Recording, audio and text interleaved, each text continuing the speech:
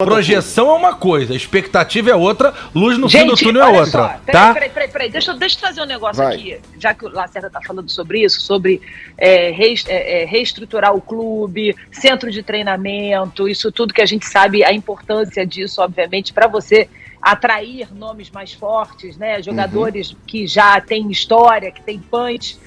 A gente não pode esquecer que é o seguinte, falar do Flamengo hoje em dia é muito fácil você falar do Flamengo hoje em dia.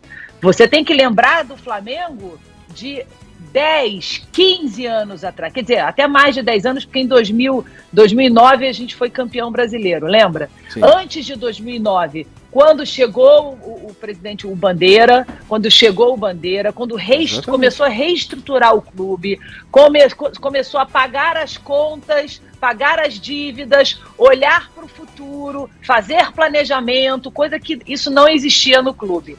Olha quanto tempo demorou para que o Flamengo pudesse começar a colher os frutos daquelas sementinhas que começaram a ser plantadas. Então, não dá para olhar o Botafogo e comparar o Botafogo, apesar de virou SAF agora.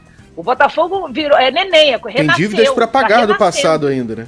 Tem dívidas do passado para pagar. Então, assim, eu acho que a gente tem que ter, assim, não é chegar igual o Luiz Castro, nada me perturba. Não é isso. Óbvio que perturba, e tem que perturbar. Né? Um time que tem 33 jogos e leva 44 gols, alguma coisa precisa ser feita. E aí eu tô falando o seguinte, não precisa ficar contratando também galácticos, maravilhosos, excepcionais, que isso também não é garantia de um time bem armado. Se eu fosse ele, eu perderia o sono para conseguir armar o time com jogadores que eu tenho. E com as dificuldades que ele está enfrentando de jogadores com problemas. Jogadores no departamento médico. Atualmente são 9 jogadores do Botafogo que estão no departamento médico. Patrick de Paula sentiu de novo. Então, assim, é óbvio que essa armação e essa continuidade do Botafogo, ela é difícil. Ela é difícil e o torcedor fica irritado.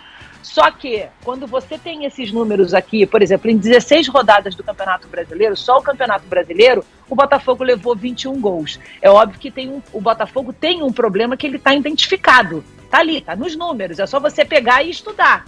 E o que fazer com isso? Isso é um problema do técnico, ele é pago para isso. Ele veio para fazer exatamente isso. Ontem, pegar Guilherme, e estudar esse time Kozlowski, e botar da melhor forma possível. Deixa eu... Tem mais alguma coisinha? Não, só ia ponderar a questão que a Glenn tá falando do Luiz Castro, que eu acho que é uma das irritações do torcedor do Botafogo, é um pouco essa passividade dele. Por exemplo, antes do jogo, na chegada ao estádio, já no trem e tudo mais, todo mundo conversando, lembrou-se de um áudio que foi muito viralizado na época do Paulo Autuori no Botafogo Atlético Mineiro, em 2020, que era o da tática da vida.